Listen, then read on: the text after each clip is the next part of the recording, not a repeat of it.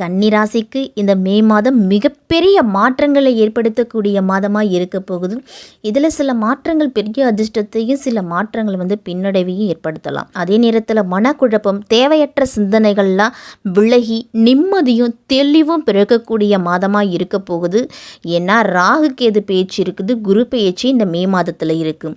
உங்கள் ராசியிலேயே இருந்துட்டு வந்த கேது உங்கள் ராசியை விட்டு விலக போகிறாரு. அப்போ வருமானம் அப்படிங்கிறது அதிகரிக்கும். உங்கள் ராசி புதன் மேஷ ராசியில சஞ்சரிக்கிறாரு. அப்ப தடைகளும் தாமதங்களும் உங்களுக்கு தானாகவே விலகும். பொருளாதார பற்றாக்குறை நீங்க போகுது. புதிய பாதை அப்படிங்கிறது உங்களுக்கு புலப்படும். இதுவரைக்கும் அடைத்திருந்த கதவுகள் எல்லாமே உங்களுக்கு திறந்து வழிவிடுவது போல உங்களுக்கு இந்த மே மாதம் இருக்க போகுது. கடந்த சில மாதங்களா இருந்துட்டு வந்த நெருக்கடிகள் அப்படிங்கிறது விலகி குடும்பத்தோடு ஒரு இணக்கம் அப்படிங்கிறது இருக்க போகுது. திருமண பேச்சுவார்த்தை சாதகமா முடியும். காதல் திருமண கைகூடி வரப்போகுது.